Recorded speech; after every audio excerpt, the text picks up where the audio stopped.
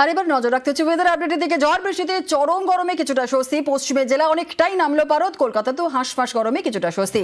এই সপ্তাহটা কেমন ওয়েদার থাকবে কি বলছে আবহাওয়া অফিস? বিশ্বজিৎ শাহ আমাদের প্রতিনিধি রয়েছে, আরো বিস্তারিত জানাবে বিশ্বজিৎ। গতকাল মেঘলা আকাশ এবং ঝড় বৃষ্টিতে দিনের তাপমাত্রা 6 ডিগ্রি সেলসিয়াস নেমেছে কলকাতায় এবং রাতের তাপমাত্রা প্রায় 5 ডিগ্রি সেলসিয়াস নিচে নেমে গেছে। আর এই তাপমাত্রা নামাতে কিছুটা স্বস্তির আবহাওয়া, কিছুটা মনোরম আবহাওয়া হয়েছে।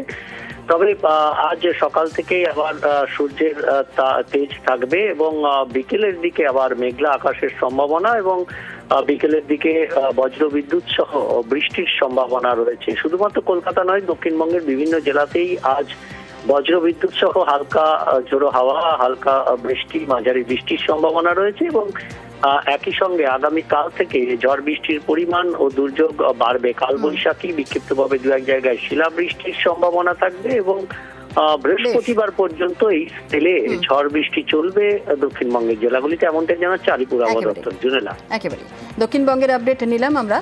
অনেক ধন্যবাদ বিশ্বজিৎ। উত্তরবঙ্গেও আজ ঝড় বৃষ্টি, উপরের 5 জেলায় আজও বিক্ষিপ্ত ঝড় বৃষ্টির সম্ভাবনা রয়েছে। আরো বিস্তারিত জানাবে পার্থ আমাদের সঙ্গে রয়েছে। পার্থ, আজকে পাহাড়ে কেমন ওয়েদার?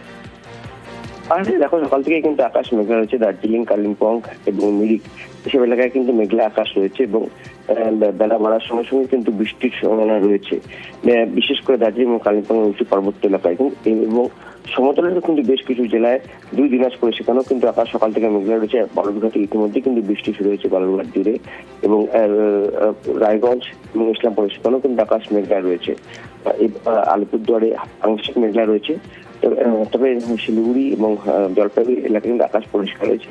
সব মিলে উত্তরবঙ্গে আজও ঝড় বৃষ্টির পূর্বাভাস থাকছে গত কয়েকদিনের মতো, বিশেষ করে পাহাড়ে 2 দার্জিলিং এবং কালিম্পং 2 জেলার পাশাপাশি সমতলে 2 দিনাজপুর এবং আলিপুরদুয়ারের একাংশে কিন্তু ঝড় বৃষ্টির পূর্বাভাস থাকছে। ধন্যবাদ।